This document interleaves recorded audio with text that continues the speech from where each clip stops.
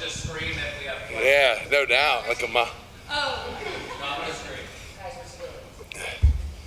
Y'all ready? All right. Better Tuesday practice than last Tuesday. A lot better. The intent was a lot better. I liked what we did on the practice field compared to last Tuesday a lot more. And I think you could see the way we played last Saturday was maybe impacted by how average our Tuesday practice was in some areas. But thought some good things today. Excited about the matchup. They're a really good football team. North Texas, scoring top 10 in the country, total yardage top 10 in the country. They're opportunistic on defense, make a lot of big plays. They're good in the kicking game. The number 10, the punt return receiver, and he's returns some kicks too. He's off the charts good. So got a really big time challenge this week in these guys, and got to go on the road and do it on their homecoming. So, but excited about the matchup. Okay, that's great. You talk about their offense, just how high-powered they are. Their explosiveness, 675-plus yard touchdowns this season. I mean, how are you preparing for that, and what kind of test is that for your defense? Yeah, they had two back-to-back, like first play of last week and the second play of last week, 2 75-yard touchdowns, first 2 plays of the game, 150 yards of offense. That's pretty potent. The tempo they run plays with affects you, but the players and the plays they run are good. They got great schemes, and they've got fantastic athletes to get the ball to in space. I think their quarterback's playing at a really high level. And then this number 10, the slot receiver, I think's probably as explosive as anybody in the country right now. And so it is a really big challenge for our defense. We've got to make sure we stay on top of things. We have to tackle well in space, leverage the football, play clean with our eyes. They kind of get some guys lost maybe with some motion or some vertical stuff they do. So we got to be on top of things and be assignment, detailed, sound, and they're a challenge though. I mean, I think they've scored more than 40 points in 5 of their 7 games, and then one of the games they didn't, they scored 35, and then the other game they didn't, they scored 21 against Texas Tech. So far playing great defense against them has been a 21-point outcome and a 35-point outcome, which that wins a lot of games for most teams. So real challenge.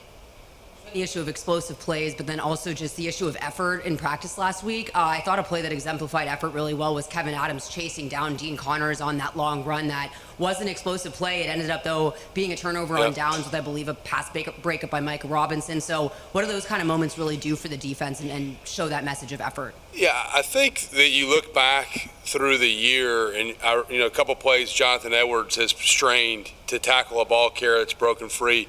And them understanding, get the ball down and let's play the next snap and see what happens and make them earn it. Don't concede. Don't give up. And I think the way the guys practiced today emulated that. I thought they did a good job of running the ball and getting set. But you can't ever assume anything. You have to make the stop and make them have to earn an opportunity to score. And defense is about effort about half the time. I mean, the schemes are the schemes, but it's about playing hard. And we've got to continue to play hard on defense. I thought that covered up some mistakes last week. We didn't play real clean or flawless in any manner, but the guys played really hard on defense, and I thought that made up some mistakes along with the turnovers. You haven't really played an offense like this year. How much of a factor is that? I mean, you haven't gone into an opponent that was this explosive in the passing. Yeah, it's very unique. The tempo is like South Florida, but South Florida was more of a quarterback run-driven team. This team will run the ball for 160 yards a game too, so they run it really well, but they're so explosive in the pass game, and they've got multiple receivers that can beat you. The quarterback, like I said already, I think he's playing at an elite level right now. He was the starter at TCU the year they went to the national title and got injured. It's he's a big-time player. He's not just some Johnny-come-lately. I mean, it's Chad Morris' son, and he's a phenomenal player, knows where to go with the football, has a really good arm. He's a better runner than people probably give him credit for. You don't see people just stop him. I mean, so it's a real problem. I mean, it's something we got to play really good and just have a chance to slow him down at all. Mekhi Hughes, 40 yards in the first half, averaged 4 yards a carry. Second half, 100 yards, 5.9 yards a carry. How much did that really, you talk about this blue-collar mentality that you really want to put forward, and this game really was a slog to start. The offensive line and running back room really coming together. What did that really do for what you want to put forward? Yeah, obviously a lot of the story of the day was the drops we had on offense, but I think when the pass game's not going good, you have to be able to hang your hat on the run game, and I think our offensive line and Mekhi, really in particular in the fourth quarter, they took the game over. That drive, I think we had 70 yards on 7 runs. Mekhi had 5 of them. And they sort of imposed their will in regards to how we were going to finish the game.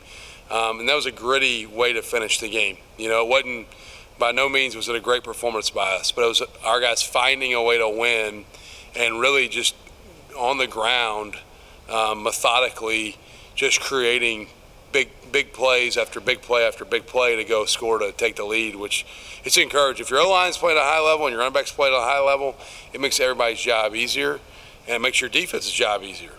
So the run game has to continue to do what it did at the end of the game. We need to be able to throw and catch a lot better than we threw and caught last week, though. Tyler Grubb's pass defense this year he's gone up a couple of notches. I mean, you weren't here last year, but still, how much has that helped your defense? Yeah, Grubbs is a phenomenal player. I think he would tell you the work that Coach Polk puts in with him. I think Taylor Polk's as good a linebacker coach as there is. He's like a son to me, and I think him and Grubbs have a great relationship. And the detail in which Grubbs is really addressed in his drops in the coverage game in a lot of areas, I think he has taken some huge strides forward in a lot of areas of his game. But the pass coverage area, I think it's been fun to watch. He's got the pick last week, had an opportunity to get the other one.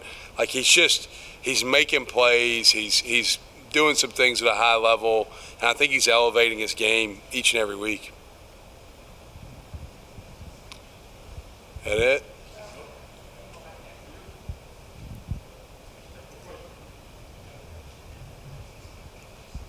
I know it's always one game at a time, 1 week at a time, but these back-to-back road games and a short week, does that change your preparation at all this week, or is everything all dealt with next week in terms of how you may make adjustments there? It changes really more into the next week. This week's somewhat a normal schedule for us. We might pull back on a thing or two, but not a lot. The only person, it affects me and our ops people as much as anybody to plan how we're using next week. Very fortunate to have been in situations the last couple of years where we've played a Saturday and then a Thursday, and it's worked most of the time, and so we've kind of got a formula. But my mind's so focused on this week. We do have a plan really going back to May and June is really when I already sat down and worked through what does that plan look like. If you wait until this week and figure out, all right, what are we going to do next week? Well, then you're kind of not doing your job very well. You're a little bit late to the planning part of it. So we've planned what this week and next week looks like going back to the summertime. And it is a challenge. Going on the road back to back and then in a short week, that's not easy. But all we can control is what's right in front of us. And the theme to our guys this week's been be where your feet are. And really Saturday will control itself. But I want to make sure I have a great week of preparation.